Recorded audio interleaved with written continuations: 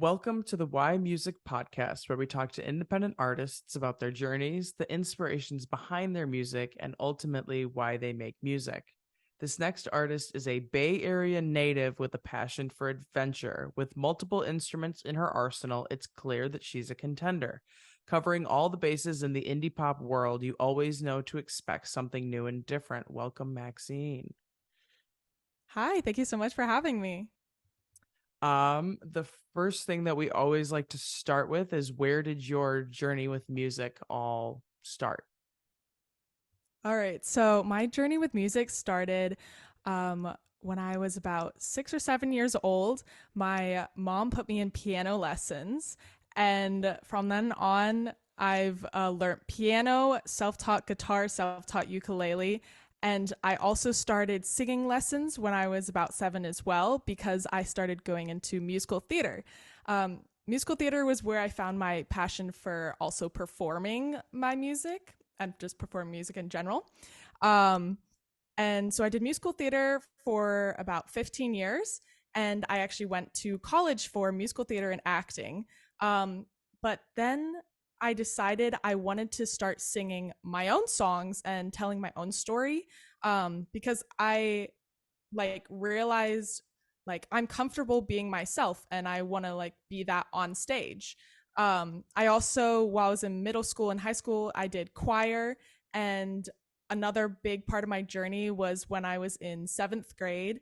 I arranged Bohemian Rhapsody by Queen for a cappella for my choir to sing. And that was kind of my arranging and composition journey as well.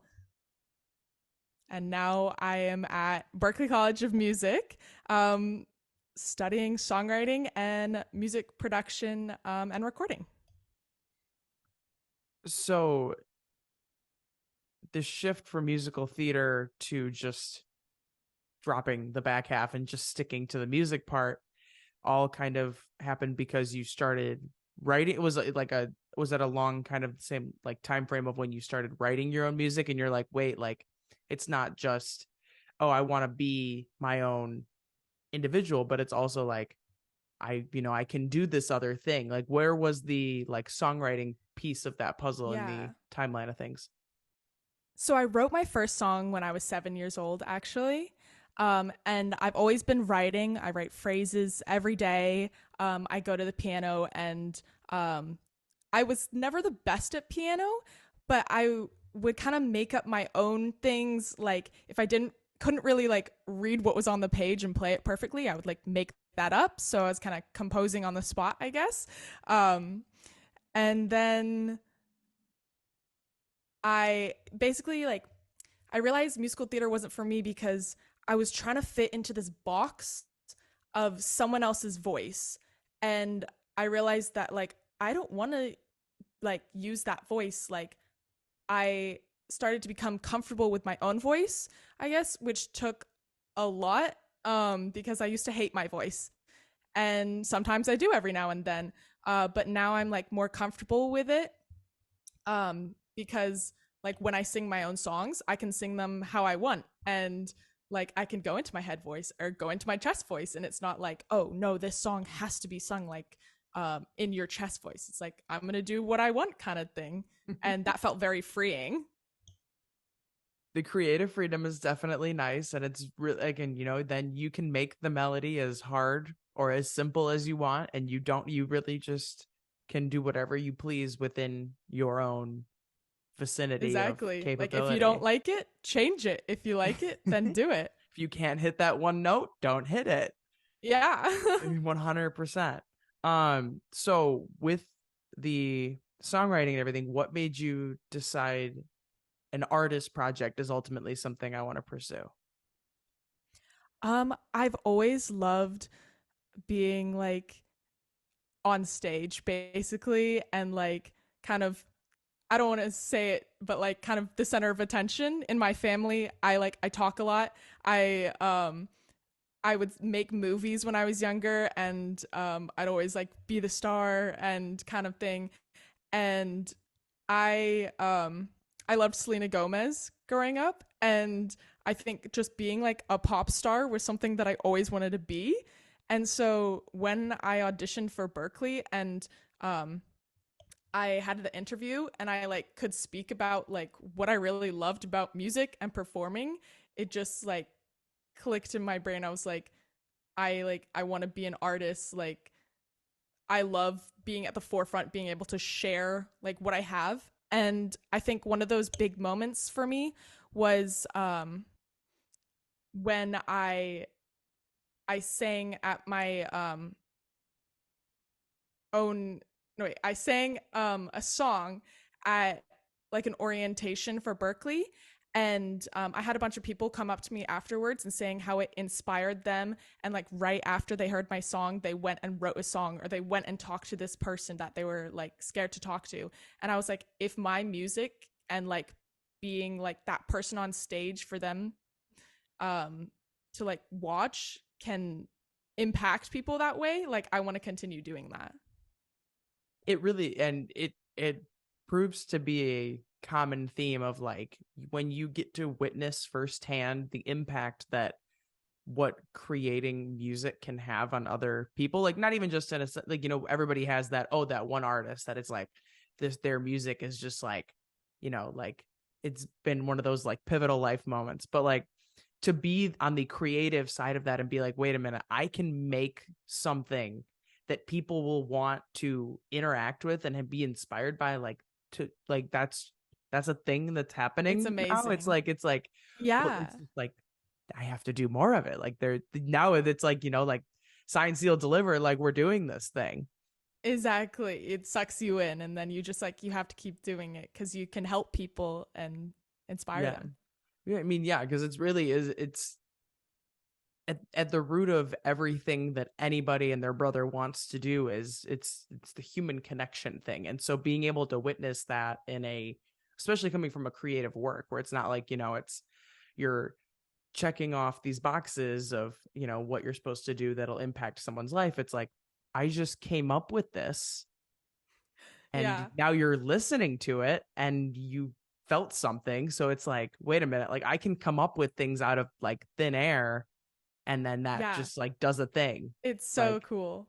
I love it. yeah. What do you find most often inspires your songwriting? A lot of my songwriting comes from the relationships that I'm in, where it's a friendship, a romantic relationship, or a family friend, right? Yeah, relationship basically.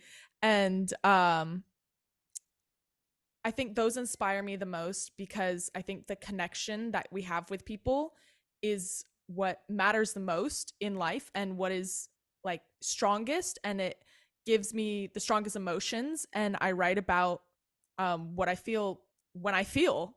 And I think that just having these like really strong emotions inspires me to like want to write because it helps me personally to understand my emotions, to let them out and let them go, or let them go to someone if I want to tell them something.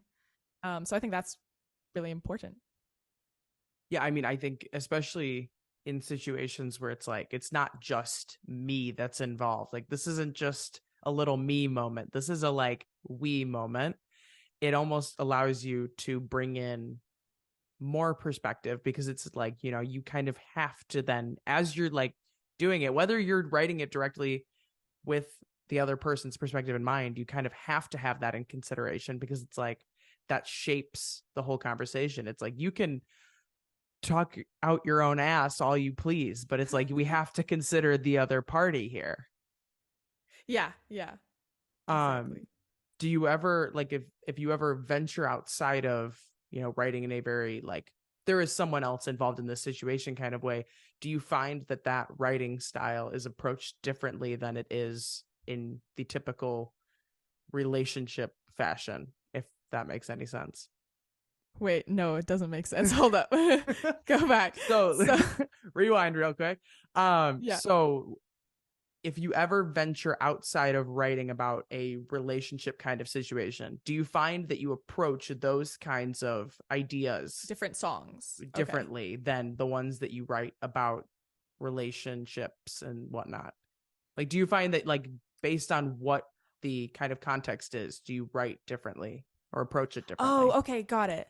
Um, I think no, not really. I think I guess I just mainly just go off of my emotions. I think Mm-hmm. that's well, actually maybe because usually if I'm writing about like a relationship with someone, whatever it Mm-hmm. is, it's kind of about a story. Like I would say I'm a storyteller. And so if it's something not about a relationship, it might be a little different. That makes sense. No, it definitely, because yeah, because like I said, it's when you have something else, like there is a time frame to it. There is an actual, like, something has to have happened that, there is a story there. Other times there Yeah, probably is, but it sometimes is harder to tap into because it's an exactly. internal thing more than it would be an external thing. Yeah, and when there's a story, that's what inspires me and I can just write super easily about that. Mm-hmm. If you had to create a new genre around your style of music, what would you call it? Oh. Um Okay, so my style, I'm kind of changing my style right now, I think. Okay. So this is kind of interesting. Um I kind of I want to be like pop with a jazzy feel um with some rock in there, but also like um I'm like an so when I was in Europe, I was listening to like a lot of like house and like EDM and trap and that kind of stuff. So I'm bringing all that in. So honestly, it's just a mismatch of everything. So maybe the Mitch Max. We'll go with that because Okay. that includes my name. We'll go with Okay. that. Um, what do you think, like, obviously the taking in the EDM world of things is a definite Hmm. shift in a new direction, but what Yeah. about the other general genres, if you will? Do you think, like, obviously you can't have all of everything. What kinds of elements of, like, the jazz and the rock do you want to kind of pull into where you're heading now? And even the EDM, what parts of these different genres do you want to piece together into Yeah. this new sound? I have like a very pop voice, which comes from my like musical theater training as well. But it has a little bit of that in it. And I think because of the musical theater training, and being at Berkeley, there's like a little jazz kind of in there. Um, and then the pop is like, I love, I love upbeat things. Like even if I'm talking about something sad or whatever, like I want to dance to it. Like I'd rather do that. I love the pop element. Like I love having guitars in it, like live instruments. Um, so that when I play them live, it sounds more like the song. And then EDM, I love like the drop and how you can dance to it. And I want to be creating that kind of music because I want people to be dancing to my music in the club, as well as like if I'm performing like outside at a festival or something. Um, and then rock, I have a little bit of rock in my voice sometimes when I hit higher notes and those kind of riffs. Yeah. So really, it's just the moral of the story is all these aspects are coming together just so it's something someone can dance to. Yeah, That's the basically. goal. Dance That's the to and goal. sing to. I Dance want to people to just be like dancing and singing and being happy when just they listen to my just good songs or in vibes. their feels if it's Oh, like okay. if it's like a sad song like I That just too. released a song that like you want to like scream in your car to and that's great too. Little mix of everything. Yeah. Is there a song that you've written that you think best embodies who you are as an artist? One song only, show somebody, get them to be your next fan. Kind of Yeah, the basically give them a song. little gateway of, you like this, you'll probably enjoy Okay. everything else. The song that I have out right now that embodies me would be Advil in California.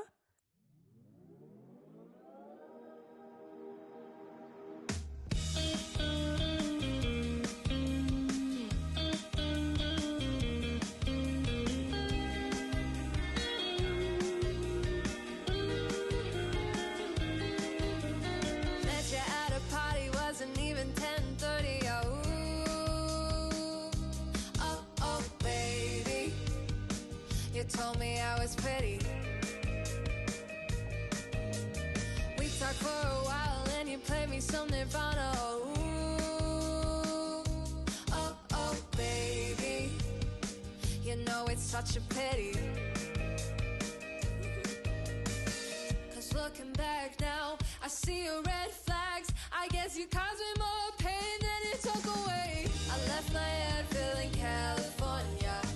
I think it's time I finally ignore ya. Ooh, we're done, baby. And I think that's because it is talking about something kind of sad and something that hurt me, but we turned it around into an upbeat song, and I wrote it with my two friends here at Berkeley and produced it with them. And it involves the singing, the storytelling, the dance aspect, the guitars. Really fun to play live too.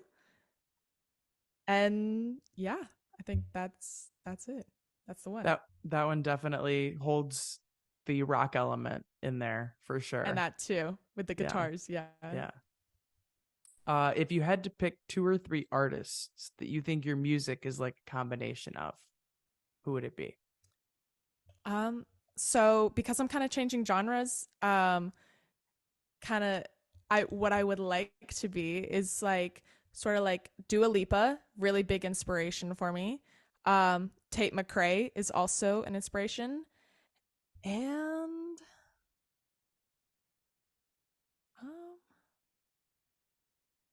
not sure.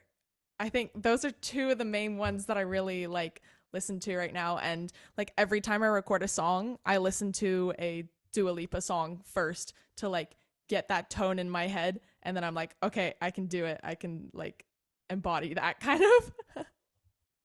So the third spot is just kind of a floater. Depends on the day. Yes, exactly. I think it changes on like depending on the song, kind of like what do I want to create? Like, yeah. Mm-hmm. What, I mean, I know you touched on the Dua Lipa with the voice and everything, but between like with the two of them, what aspects of each of their styles and music do you want to pull from the most when you say that they're like an inspiration? Like, what do you want to channel from their music? Yeah. Dua Lipa is very dance music and and singable, but I think so she has those type of songs, but she also has songs that like are just fun and like catchy and like you wouldn't necessarily maybe want to dance to them, but you want to listen to them. And I think her lyrics are super cool. Melodies so catchy. So I think catchy melodies are a big thing for me. And then Tate McRae, someone said like my voice kind of sounded like Tate McRae on like one of my songs. And so then I started looking into her. She has like some sort of the like EDM-y trappy elements, but her voice is very clear. You can hear every word she's saying, and it tells a story that is really great. No, I think she's a good example of like that, like well blended electric elements into pop. And yes, Dua Lipa is the modern queen of dance, of pop dance music. What is an outside passion of yours that you feel impacts who you are as an artist? Oh. Well, one of my main passions is running. I am a cross-country runner, and I'm not quite sure if this impacts in the way that other things would, but when I run, I do write a lot of my lyrics, and some of those come from people watching, because when you're out running, like you see a lot of people, or just like being with my thoughts, that helps me write songs and is like inspiring kind of. You forget a lot of those lyrics by the time you're done running, or are you like typing them on your phone as you're going through? I carry my phone when I run, and you will see me. I will just be like sprinting, but like typing at the same time. And I always like think, do people think I'm like crazy? Like, what is she doing kind of thing? But I'm like, I'm writing a song. Just let me do it. she just can't put the phone down. She's got to take I it with her know. running. Yeah. Oh, that's funny. But I mean, you got to do what you got to do. If that's where the ideas are coming, you got to be able to have access to them. Cause like, it's, literally, even if you're running, even if it's like 2 minutes from your final destination and you're back home, it's like, I'm going to forget this in the next 60 Oh seconds. yeah. Like, you just have And I to do a lot of get it time. down. Yeah. That's why you just like, you just need that like voice memo thing going 24/7. Oh yeah, I have a lot of voice memos of me just like saying random things or lying. It's always a nice little venture back down the voice memos and be like, okay, this was good. Yeah. This other one, not really sure what's going on here, Yeah. but at the time we thought it was a good idea. Yes. I went through the other day and like labeled all of mine or like deleted them if it was just like don't need that anymore. Yeah, I got into the habit of putting like the chord progressions on mine because I would always forget like the piano Yeah. because my ear training isn't that good. So I'd put like the piano chords on. I'm like, it helps a little bit, but I'm like, at the same time, I'm like, okay, where was this going? What's happening here? Yeah. Yeah. Yeah. Yeah.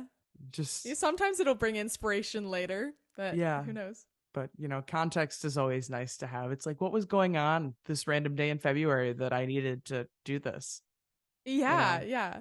Or sometimes it could be kind of fun because it's like you wrote it while you were feeling that, and then you come back to it like months later, and it's like, I don't know if I'm feeling that anymore, but I can turn it into something else. True. You definitely, yeah, but then you're just, that's the vicious cycle is you're going back through the backlog and making things out of that. But then it's like, oh, there's more things being put into the current log. That'll be the backlog for 6 months from now. Yes, it just never yes. ends. The pile Yeah, just keeps it's like going. a landfill. It's just kind of growing. Yeah. So, what is the ideal listening scenario for someone to consume your music in? I'd say there are two places for that. One would be the car if you want to be singing and crying and just feeling all your emotions by yourself or maybe with a friend. And you could also be jamming to my music in the car, like going down Highway 1 in California, across the beach on a summer trip, like convertible and like singing at the top of your lungs. I think that's like one scenario. I think another scenario would be like at a party or at a club because some of my music is danceable like that. Two somewhat different scenarios. I'm assuming there's certain songs you'd put under each category. Yeah. I feel like all my songs have like that kind of different genres and you kind of want to listen to them in different places, which a lot of people would say is maybe not the best idea because you want to have like your songs be like going together. But I like to experiment. And I think what connects all my songs is like my voice and the storytelling. Yeah. Do you think that it shows through that it is like your writing, like your writing style shows through consistently from one track to the other, even if they're produced and created into very different ways? Yeah, I would say if you heard like some of my songs, you would know that it was me just from like the way that I write. And I think that's something that like I don't even notice, but other people have noticed and told me. And I think that's something that's really cool because it's like, oh, I didn't know I like write like this way. But like there is a connection and I guess I do have like my own style. So it's like you are creating your own style without even knowing it sometimes. 100%. And it's hard to recognize that a lot of times because it's hard to separate yourself from it in a way of like, you can't like in an attempt to view it as a consumer. You just can't. You can't look at that and be like analyzing it in any other way than, oh, I wrote this way for this reason. You can't pull yourself out of it. And so it's like, yeah, I don't really know hard. what's different about what I'm doing than anybody else, or, what's consistent across these different things. It's hard to analyze your own work in that way. Yeah. Now no, it and going back to the different genres and styles of things. I mean, if you think about it, there's a like think about the biggest name in music at the moment. Taylor Swift has not stayed consistent from day 1 to day 2000 or Yeah. whatever she's on. Like I it's love that. there's variation, and the thing is it's like the people that are interested in your music for what it is will enjoy it It will across. follow you. Yeah. Yeah. So that's what's always it's the 50-50 there. It's like, do I want to just do a lot of different things, or do I want to pigeonhole myself into this one sound? Yeah. Yeah. Totally. What is it that you think sets you apart from other independent artists? Um, I would like to say hard work, but so many people put in hard work that it's not that at all. But let me think on this one. I think maybe what does set me apart is that I am like experimenting and Mhm. trying all these genres. And not one song like does sound the same. And I think each time like gets closer to what I want it to sound like. Um, and yeah, I think that's really hard one. I might have to come back on that, think on it a little more. It I mean it's because it's such a saturated space at the moment. It's hard to be like, oh, this is what's I'm doing this one thing that's different than everybody else, but it's like we're all kind of doing the same We're all things, doing it. and Yeah. it's just we have different approaches and everything. It's like my combination of X, Y, and Z is going to be the only thing that's different, because it's like you have, you know, a different combination of the same general ideas, so it's just like a slight different thing. So it's always a hard Yeah. thing to try and separate yourself from the Yeah. surrounding. Yeah, totally. I would say I do like try to like connect with like my like fans kind of a lot like on social media. Mhm. And I think that's a really fun thing to do and like interact with them. I mean, that is probably one of the more important, like behind the actual creation process of making the music for people to consume, that might be number 2, because it's like Yeah. if you can't do anything to foster that now, where do you think it's going to go? Yeah, because they want to hear from you just as much as you want to hear from them. Right. Like you can't expect them to continue to, foster this growth for you, and like be like, oh, like check out this song by so and so, and like that kind of thing, if you're not doing anything to give more to them for doing Yeah. so. Like you have to, especially when you're small, it's like you have zero excuse as to why you're not interacting with the people that like your stuff. Yeah. Yeah. Yeah. Yeah. It's not like it's all You got to these do it. comments that are just getting lost and everything. It's like you're not big enough to have the, nobody, like at the independent stage, Yeah. nobody's that big. Mhm. Mhm. That's nuts. Definitely. So kudos to you for taking that initiative already. Yeah. Um, Going back to, because we've talked about the experimentation a little bit, Mhm.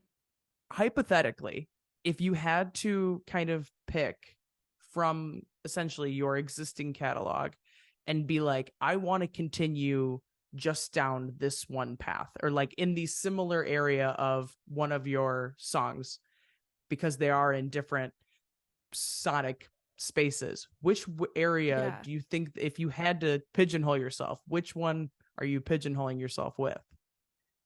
Oh. Um Maybe I want to say Gasoline, which Okay. is my EDM song. But also it tells a story, and it has like just like so many different elements to it. Like it does have the sad part, but it also like could be upbeat and happy. You can dance to it. Um so yeah, that one. You don't have to pigeonhole yourself, but like just to for instance. I wouldn't pigeonhole myself. I would say I'd go that direction and then probably the Advil in California direction. Okay. 'Cause they're very different, but I Mhm. love both of them. It's a good level of contrast, and it allows you to kind of have this element of surprise with every new track, because it's like, is it going to be like this or is it going to be like that? Like, we don't Yes. know. We're just waiting for what's to come. Keeping people on their toes. Love Oh, that. exactly. 100%. What impact do you want to have with your music and with your artistry? Like I was kind of saying earlier, like I want to inspire people. I want to be there for people. And I want to make people happy and spread the good vibes, and it says that on my like Spotify bio, which is kind of embarrassing, but I think it's really important because like my life motto is just be happy and like do what makes you happy kind of thing. So if my music can help that and help people to like be happy or like dancing and singing along, that like elicits happy emotions. So that too. But also I've had some people that are like, they're in a sad mood and then I want to listen to one of my sad songs and just like cry it out, like have their emotions be like validated and everything. So I want to be there for them in that sense too. And then I want to share my story, and I think a lot of people can relate to it, whether they're from any generation. So yeah, I just want to share it and good vibes. You want to be the vibe catalyst almost. Yes. Like, it's like you're having a good time, we're going to make it more of a good time. You're not having a good time, we'll allow for that. Yes. We'll give you the space for that. Just enhancing the vibes. Yeah, you got to have both parts of life because like then the ups are even upper. That's one way to put it. Yes, it's like you have to have the bad days to really view the good days as good days. Good. Yeah. To, the good days aren't going to be good days if every day is a good day. Then they're just regular days. Right. But yes, the ups can be upper as well. Yes. I think that brings us to the last question, which is ultimately, why music? Oh, yes. Why music? Music has always been there for me in life. Oh, I'm going to get emotional now. I think it's something that I can always come back to. It is my safe space. It is something that I can share with people, whether it's like creating and collaborating with people or just like the other days I was playing and singing guitar with my dad. I was playing a duet on the piano with my mom. So it brings people together. And also for me, like personally writing music, it calms my brain. It is somewhere like when I'm writing, I am completely in the moment and I absolutely love that. It's like I can be writing for like hours. Maybe I only get like one verse done or like a couple lyrics, but I can still feel like accomplished doing that because I'm putting my brain to work, and I'm like sparking my creativity. And so I want to continue doing music forever. Not only the writing and that, but the performing get that performance high after performing. Also like everything leading up to it, like band rehearsals or just rehearsing. I just love singing and singing with people, and yeah, I just love music. There's no other way, is there? Yeah, no, music is just a part of me. And I think it goes back to kind of where the conversation started. It's like, it's just it's an incomparable sort of experience, and to be a part of it on the creative side of things is just like, you can't even conceive the idea half the time. It's like, I understand that this is something that I am like capable of doing and it's something that I do, but it's like, how does this just like happen? I don't know. Sometimes it's just like, it just happens and it's like, wow, I wrote a really like dope song. And it's so exciting. And that feeling is just amazing. Yeah, it's like a couple lyrics come out of you and you're like, I don't remember those words existing together in my head until they came out of my mouth. So like, Yeah. I don't know what's happening here, but I'm not going to question it. I'm not mad about it. It's Yes, working. just go with it. It's working at itself. So we're just going to let it do the work. Yeah. I think that brings us to the end of this episode of the Why Music podcast. So check back again next week for another conversation with another independent artist. Thanks for listening.